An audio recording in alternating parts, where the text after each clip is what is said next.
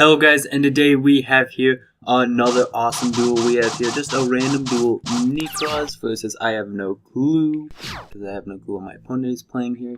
But I decided to play Nekroz. This is the final duel of the format before ban list been announced. Granted, I don't know if the ban list will be announced today or if it will be announced whenever, tomorrow or what.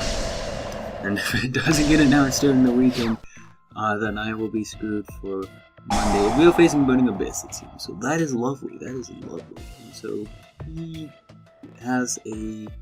Oh, yes! Double MST for days. Double MST for days. Anyways, he probably has Phoenix Wind Blast. And that's why he searched the graph. And we're just doing perfect here.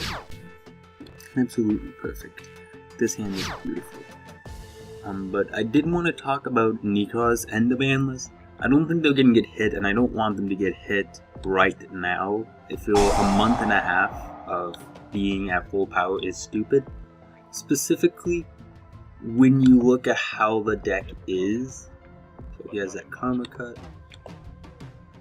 And so when you look at what the deck has, and specifically Gen Release or Rituals, like that card, it is immune to the power creep. Like, you cannot power creep that card because it stops special summoning, and the power creep is all about more powerful monsters, which is normally special summon.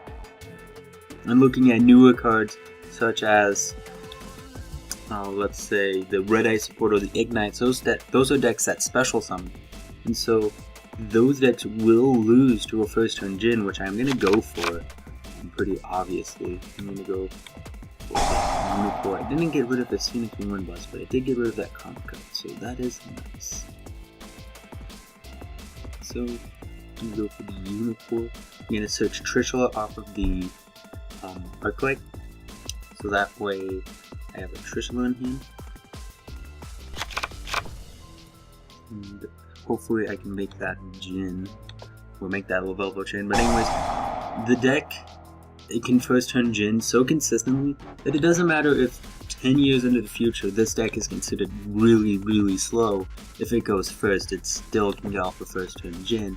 As you see here, I'm going second and getting off the first turn Jin. And so, the thing that I see with this deck is that eventually it's going to need to get wrecked. It's going to need to get hit real hard, so that way it can't just be that deck that's always there, and it won't come back. It won't come back because, again, a first turn Jin will just shut down so many decks that we don't even know about, that haven't been released yet. So I'm going to search for the cycle. Oh, and then I'm going to search for the... Oh, sweet Trishula Ang down here, yeah! That's lovely. That is really lovely. And do I want to collide on here, or do I want to bring back cycles with the flip? I'd rather have the Gunny on him before I see that guy out. So I'm gonna go for the down here. But anyways, yeah, just this deck is gonna get hit. We'll see like Colossalist or one Brio to one at one point, because the deck is really strong with that first turn Jin. And I don't know how other people play the deck. Like, I know at Prague, I saw the finals with Prague Burning Abyss versus Nekroz, as we see here. The guy could have first turned Jin. He could have first turned Jin. Yeah, and he had MST and an Echo, so it's like back row would be no problem. Let me make a Lavelvo chain. Let me make a Lavelvo chain.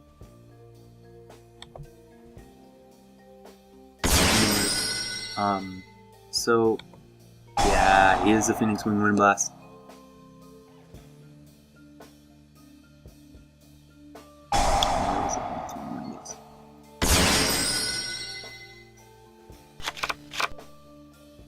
So he has that guy, and I cannot activate either of those. So I should have waited for that prep. But oh well. Anyways, yeah, just the deck is really, really stupid. Nekroz. I feel eventually they're gonna get hit real bad. I mean, I love Rituals, and they can't hit Jin. They cannot hit Jin because they can put it at 1 maybe, but they can't ban Jin because then all Rituals would die. Even new ritual decks, because again, every ritual deck, Jesus Christ, preps for days. Well, what am I gonna go for? Oh my gosh, are you gonna call what? Kaleidoscope? Trishula? What are you gonna go for, sir? Nekroz of Trishula. That is cool. That is alright. You can go for that. I have Nekroz Cycle. So that means with Nekroz Cycle, I can go for a Kaleidoscope, go for a Brio, go for a Shrift. I'm actually really glad that he stopped my first turn Jin, because I haven't had too many duels where people actually stopped or prevent me from Jinning them. So that is really, really nice. I give you props, Peppermint Mint, who has no clue that I am recording this, so hopefully he never quits on me. But even if he does, I'm probably going to take this 6-minute video that we have here. Anyways, yeah, I don't know how many times I have to repeat myself, but I think I just don't see this deck going unchecked. Like, we saw Shadal's go unchecked, we saw Clifford so far has gone unchecked, but granted I want to see Sacrifice get hit. We've seen plenty of decks go unhit. Burning Abyss went on a hit, but this deck just can't. It just can't go unhit. The power creep can't beat it because of Jin. Unless we see decks that are like Yosenjus, we see decks like Bujins, or we see decks like, what are they?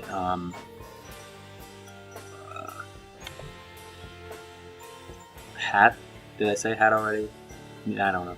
Anyways, Bujins, Yomad, yeah, Bujins, Bujins, Yosenjus, and Hat. Unless we see more decks like that being made that are slow and don't need to special summon that much, or they special summon at different times than what the people do in terms of Hat, then this deck isn't going to be that good. And really the only card that could balance out the Jin aspect would be Molotov. If Molotov came back, it would be in every single deck, because it would be good. Like Yosenjus, I love it in Yosenjus. Spear Beast would run it, Healers would run it. The only deck that wouldn't run would be Nekroz, because they don't need it. And this guy's gonna go really minus.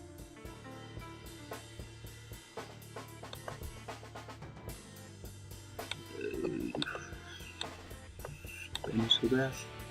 Anyways, yeah, I just, this deck is just really, really powerful. But if Molotov, now that I remember what I was talking about, came back, I'm just gonna take a little Colossus to get me the ritual spell card. If Colossus can, let's see, what is this? This is 5,000. That's 25.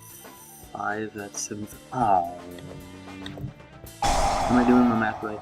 Anyways, if Molotov came back, it would be nice, but it would be a still, it would become a whoever goes first wins, pretty much type scenario. If I was running Yosenjus and I opened up with Sanctum, I'd set Sanctum, and now they can't Jin me.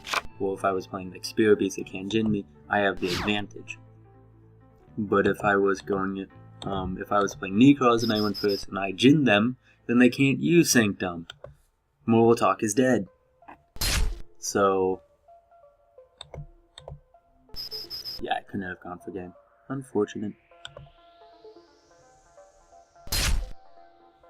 But, yeah, so, there's nothing that can really balance this deck out with Jin.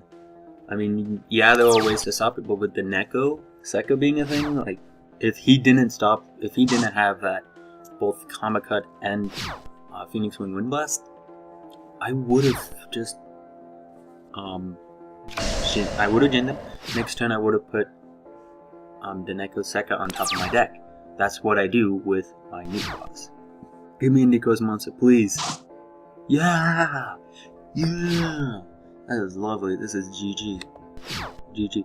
Who says you don't summon out? What's her face?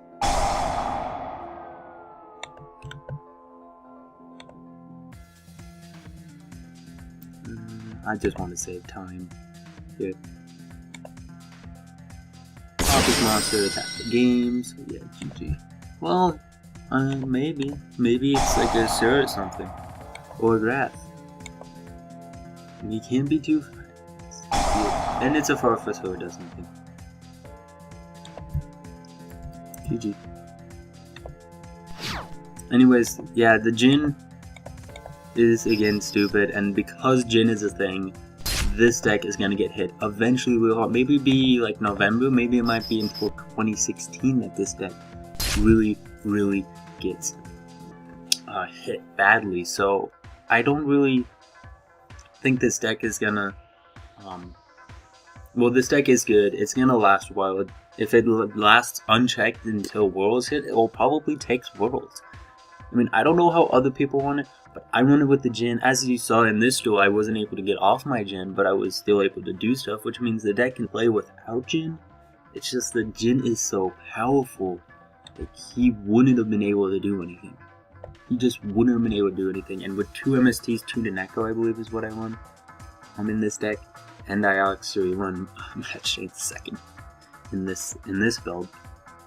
Like back row is so bad. Like the only way to get over Jin, the best way to get over Jin is book Eclipse, and it's just really stupid. And so I see this deck, if it goes unchecked, it will be the best deck for forever.